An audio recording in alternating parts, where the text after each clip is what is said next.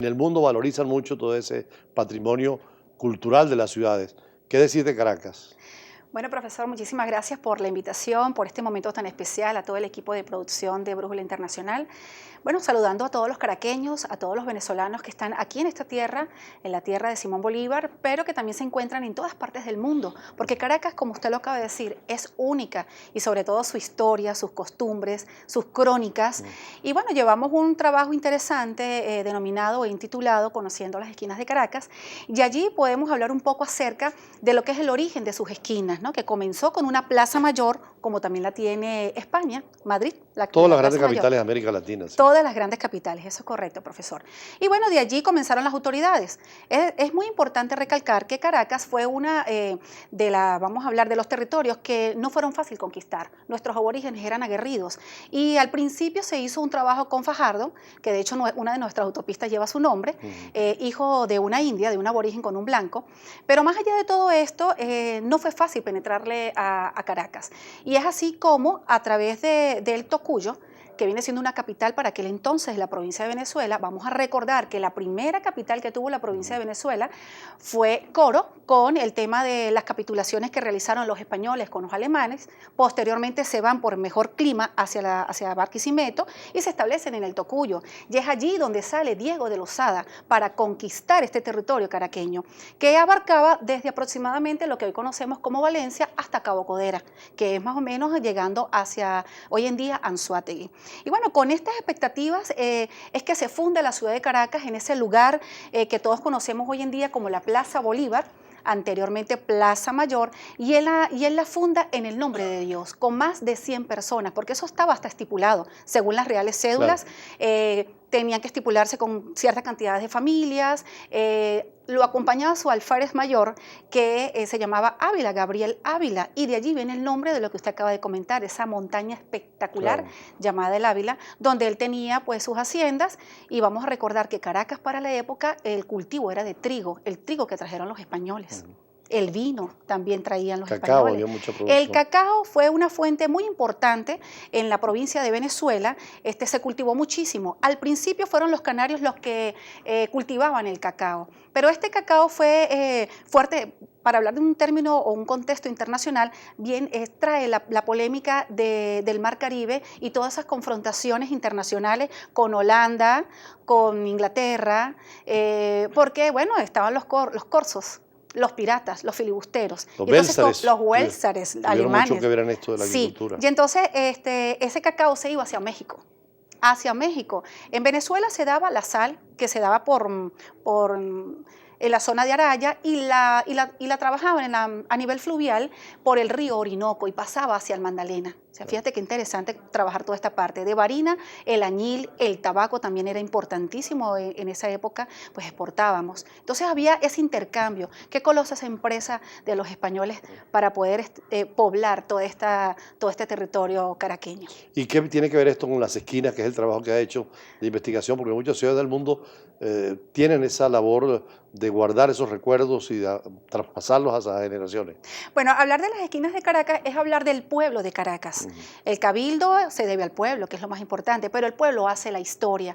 Y es allí como las personas que habitaban este hermoso valle de Caracas para la época comenzaron a darle el nombre a las esquinas de Caracas. Esto es importante decirlo, es inédito en el mundo. No hay otra ciudad en el mundo que la gente bautice sus esquinas. Y es así como, por ejemplo, la Catedral de Caracas, que hoy la conocemos, esa esquina la bautizan como la esquina de la Torre, porque era la edificación, la atalaya más alta que existía para la época. Después nos vamos al frente, existe la esquina de la Principal, que como toda autoridad para la época colonial, allí estaba el gobernador, desde allí ejercía el gobernador en la provincia. Posteriormente tenemos la esquina de las monjas, que se debe el nombre a las monjas Concepción. Allí existió pues un convento. Hoy en día tenemos lo que actualmente conocemos como la Asamblea Nacional. Y posteriormente la Casa de Gradillas, que es una esquina muy peculiar y llena de mucha historia, porque allí está la Casa del Vínculo de Simón Bolívar, de nuestro libertador Simón Bolívar. Y allí suceden dos hechos muy importantes para la vida de Bolívar.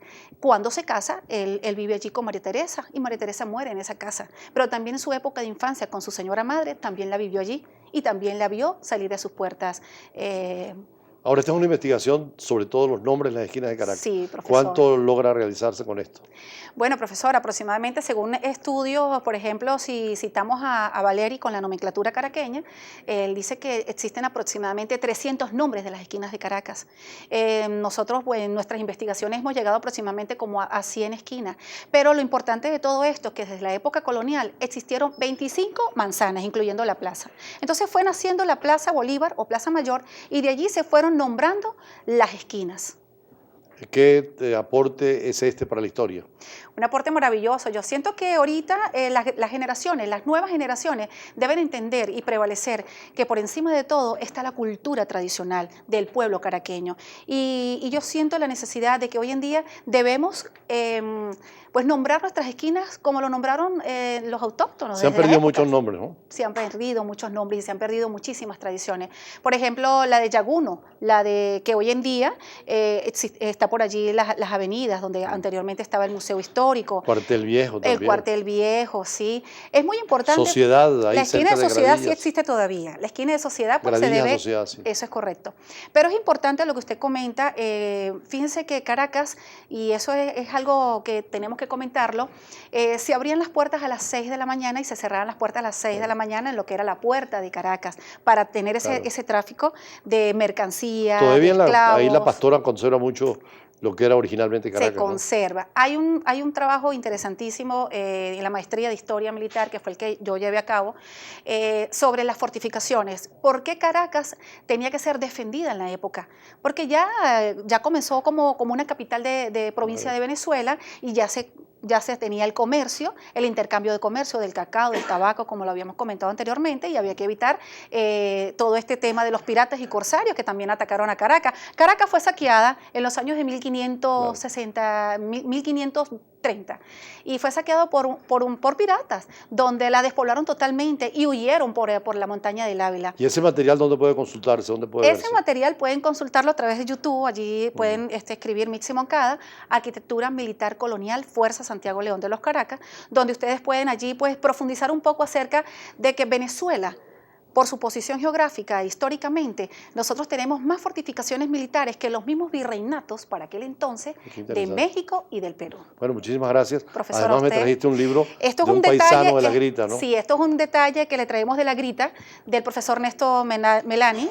Buenos artistas en La Grita también, ¿no? Espectacular, espectacular. Una escuela pictórica extraordinaria. Y como escuela de La Grita también, pues Pedro León Zapata. Gracias. Bueno, pero León Zapata es también de La Grita, De ¿no? La Grita, paisano. ¿Cómo está el arte y la cultura en La Grita ahorita? Maravillosa. Van a celebrar ahora un año más, ¿no? De la sí, señor. Y vamos fundación de La Grita. Eso es correcto. El 6 de agosto, la gran fiesta. Vamos a invitar a todo el pueblo venezolano a este pueblo tan hermoso llamado La Atenas del Táchira, donde tenemos el Santo Cristo de La Grita. Bueno, muchísimas gracias a Mitzi Moncada, periodista, historiadora andina, pero dedicada a estudiar la ciudad de Caracas.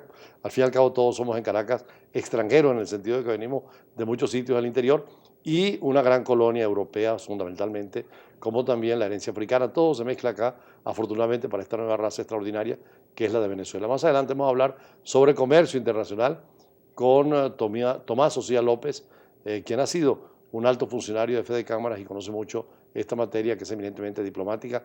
¿Cómo es el comercio? Ya regresamos.